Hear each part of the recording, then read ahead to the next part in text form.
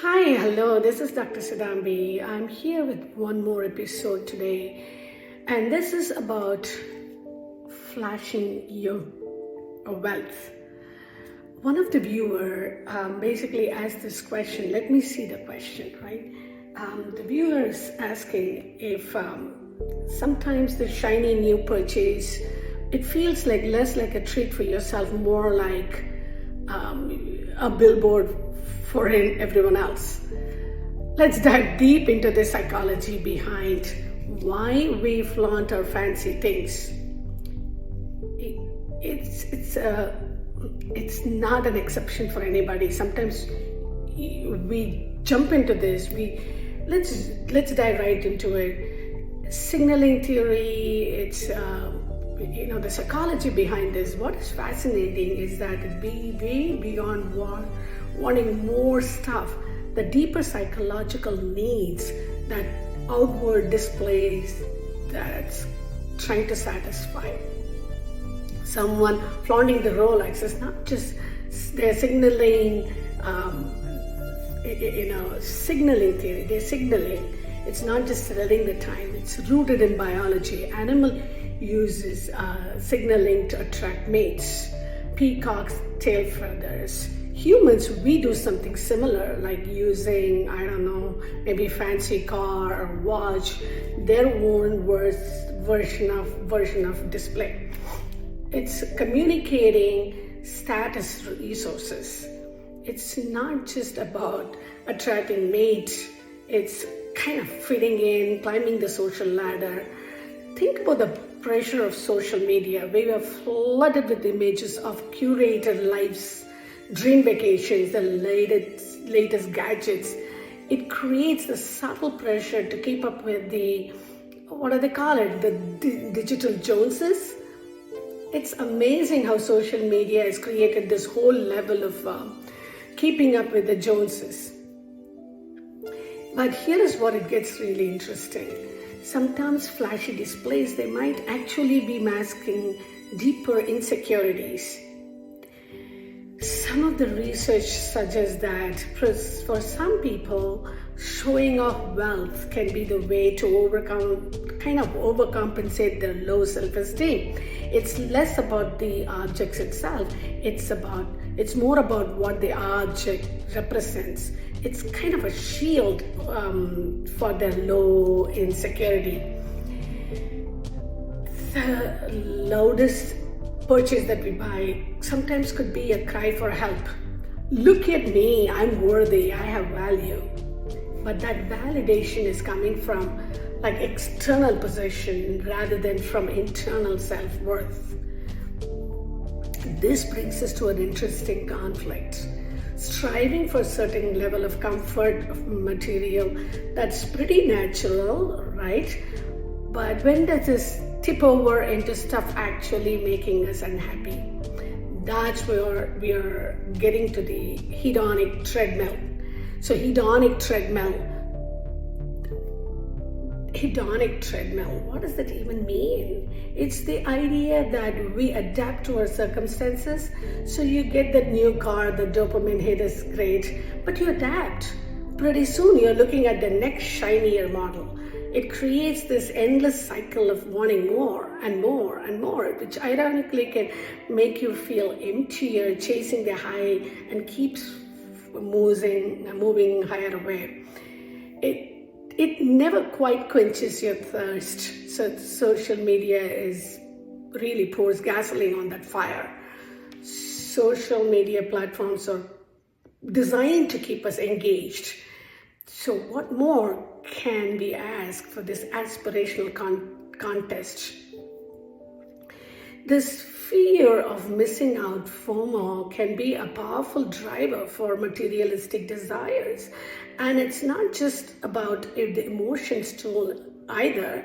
It's a constant chase for more, that can have pretty serious consequences for our well-being and even for the planet. There is a hidden cost for flaunting and chasing the materialistic needs. The research has shown that materialism is consistently linked to lower levels of happiness. It's also tied to increased stress, anxiety, and even depression in some cases. You can buy happiness. In real life, you just can't buy happiness. So what's the solution? Do we all become like minimalist monks and swear off all materialistic stuff? But that is not very realistic for most people. It's not about extremes. It's finding a healthy balance, and maybe more importantly, a shift in our perspective. There are practical ways to escape that kind of materialism trap. How do we break free? One powerful tool is mindfulness. And no, I'm not talking about the chanting on a mountaintop or something. It's about becoming more aware of our thoughts and feelings and in the presence. And it's also noticing the urges to compare those feelings of inadequacy that pops up when scrolling through social media, and consciously choosing a different path. So it's a mental reset button kind of. Instead of getting swept away by this need feeling, we hit pause and recenter ourselves. And another powerful tool is gratitude, taking time to appreciate what we already have, our loved ones, our healthy life, and so what we have, and cultivate a sense of contentment. It's about, rewiring our brains to appreciate the abundance we already have rather than constantly chasing after more. Training our minds to see the good stuff instead of always focusing on what's missing. And there's another interesting shift that's happening: prioritizing experiences over material goods.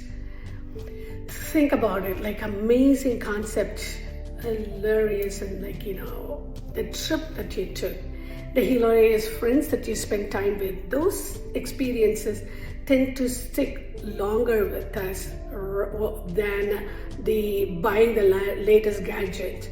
We are making memories, not like you're adding more to the stuff that you've been holding on to. Some people really chase this. The research now challenges this idea that success is solely measured by the bank account or materials that we own. It's about asking about what truly matters to me, what brings true enjoyment and fulfillment in my life. Is it the car in the driveway, or is the relationships that I have, or the impact that you make on the world? It's about defining success on your own terms, not some external materialistic yardstick. It's about crafting your life that reflects our values, not just the credit limit. Instead of keeping up with the Joneses, we are trying to keep up with our best selves. Okay, now we really explored so much about the psychology behind why people behave like a primal status, right? Like chasing materials and flaunting this out. But we learned that this desire for material security is understandable. True fulfillment often lies in experiencing the connections and defining success on our own terms. It's a powerful reminder that the next time we see someone sporting that flashy new purchase, instead of feeling envious, we can pause and ask ourselves, what's really going on there? Are they trying to project an image? Or are they simply celebrating a milestone on their own, the unique path that they have, on their own unique path?